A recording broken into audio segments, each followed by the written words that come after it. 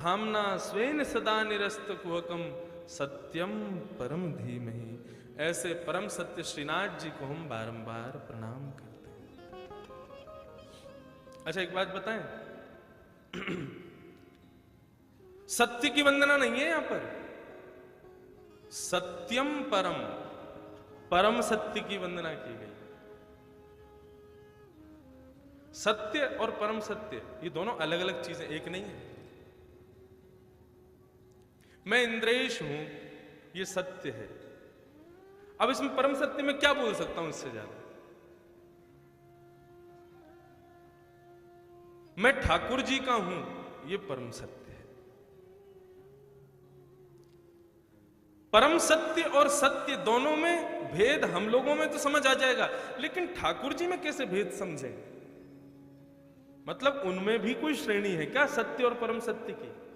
हाँ है, ठाकुर जी भी श्रेणियों में। भगवान श्रीनाथ जी का आप लोग जब दर्शन करते हैं तो मंदिर में जो श्री ठाकुर जी यशोदा मैया की गोदी में विराजमान हैं श्रीनाथ जी, वे कौन हैं? वे सत्य हैं, परम सत्य नहीं। और परम सत्य क्या है? श्रीनाथ जी का स्मरण, श्रीनाथ जी का नाम परम सत्य है। अच्छा एक बात बताओ, सत्य का दर्शन करने के लिए आपको चप्पल उतारनी पड़ती है, मोजा उतारने पड़ते हैं, सब प्रकार से शुद्ध होके जाना पड़ता है, लाइन में लगना पड़ता है। दे पीछे से धक्का, आगे से रेला, कभी पीछे आता है, पीछे से कभी आगे जाता है। ऐसे कर कर आकर के भाग दौड़ करते हुए, गिरते पड़ते हुए तब जाकर के वहां पहुंचते हैं। और वहां पे कभी यहां से धक्का, कभी यहां से धक्का, कभी आगे कभी पीछे, तब जाकर के सत्य के दर्शन होते हैं, तब श्रीनाथ जी के दर्शन होते हैं। लेकिन अब देखो, कथा में बैठे हो आप, मोजा भी पहन रखे हैं, कई तो चप्पलन के ऊपर ही बैठे होंगे, कहो तो हैं। कई जगह कथाओं में क्या होता है, आदमी चप्पल बाहर नहीं उतारते, उसी को ले आते हैं, उसको उतार के उस पर बैठ जाते हैं। बोले उतार तो दिए हमने।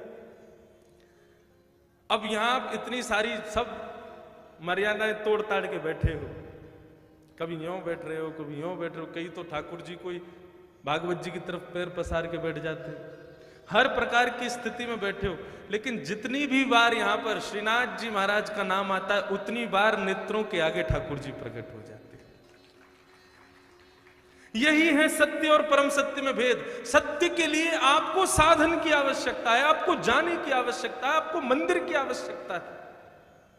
लेकिन ठाकुर जी का नाम परम सत्य है। वो यहां ही नहीं, आप विदेश जाकर के भी श्रीनाथ जी का स्मरण करके नेत्र बंद करोगे तो एक भुजा ऊपर करके दूसरी भुजा को कमर पर लगा के श्रीनाथ जी का तुरंत स्वरूप आपके नेत्रों में प्रकट हो जाएगा। ये किसमें सामर्थ्य है? ये नाम में सामर्थ्य है। भगवान से बड़ा भगवान का नाम, श्रीनाथ जी से बड़ा श्रीनाथ जी का नाम है। नाम की महिमा अनंत है।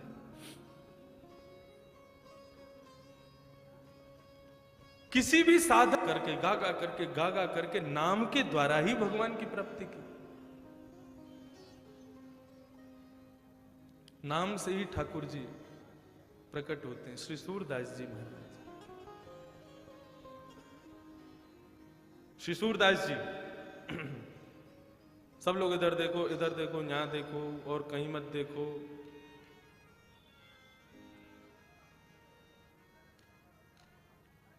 सूरदास जी महाराज ये कौन है?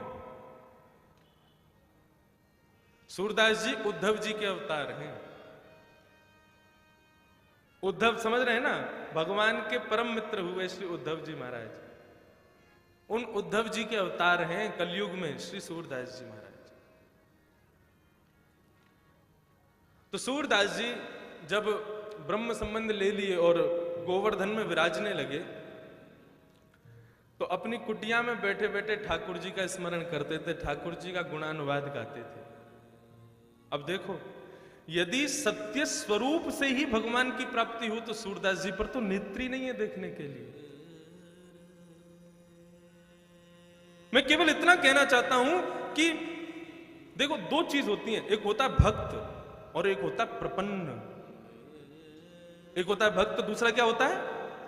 प्रपन्न। आप सब लोग पुष्टि मार्गीय के अनुगामी हैं, उन सबको बड़े भाव से समझते हैं, लेकिन हमारे श्री वैष्णव संप्रदाय में भक्त से भी एक ऊंची श्रेणी है, उसको कहते हैं प्रपन्न। तिरुपति बालाजी हमारे संप्रदाय के मुख्य देवालय में है, और वास्तविक में हमारी जो गुरु परंपरा है वो प्रारंभ होती है श्री रंगनाथ मंदिर, श्रीरंगम, त्रिचिरापल्ली। तो हमारे यहां भक्त को अतिश्रेष्ठ नहीं माना गया, हमारे यहां प्रपन्न को अतिश्रेष्ठ माना। अब प्रपन्न और भक्त में कितना भेद है? जरा सा भेद है। अच्छा, प्रपन्न को साधारण भाषा में क्या कहते हैं? पूर्ण शरणागति, उसी को प्रपन्न कहते हैं। बहुत सावधानी से सुनिए और देखो, अगल बगल वाले को यदि थोड़ी सी झपकी आ जाए ना तो कोहनी से मार के उठा देना, कोई दोष नहीं लगेगा आपको, बल्कि बढ़िया है, आपको पुण्य मिलेगा, दूसरों को भी सुनवा रहे हो आप, क्योंकि मौसम बढ़िया है और नाश्ता वास्ता बढ़िया करके आए हो, तो हो सकता है निद्रा आप पर आ जाए। लेकिन भैया, कथा इतनी बढ़िया चल रही है, आनी तो नहीं चाहिए, लेकिन फिर भी अपने आप को संभालो, सावधानी से बैठो। तो प्रपन्न किसे कहते हैं?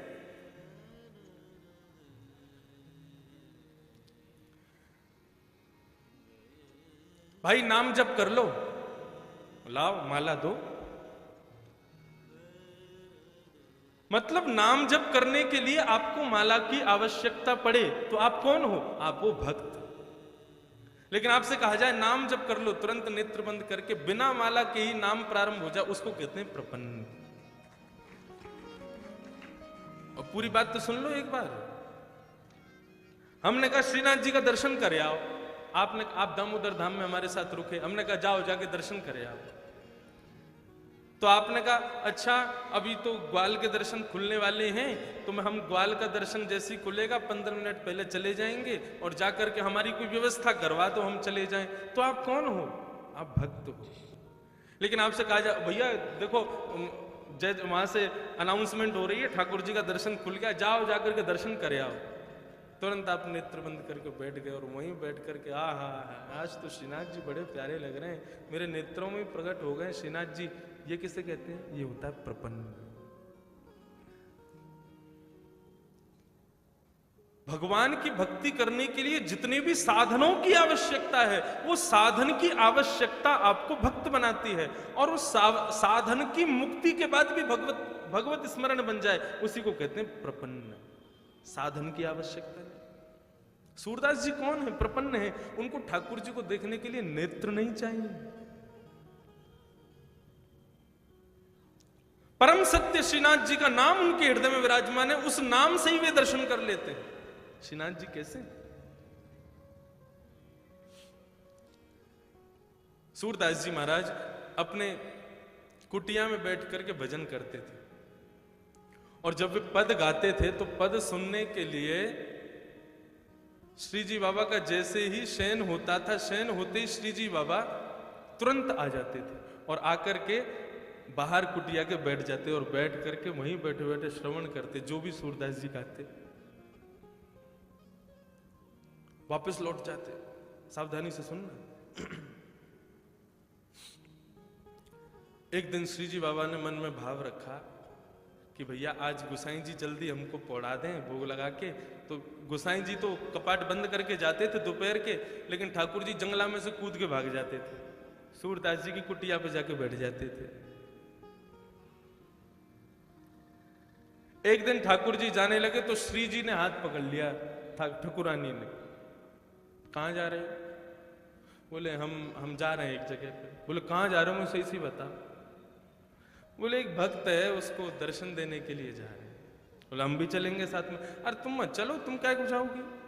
तुम जाओगी तो फिर पता नहीं उसको समझ पाओगी नहीं समझ पाओगी, क्या भाव आवे समझ थोड़ी आता है।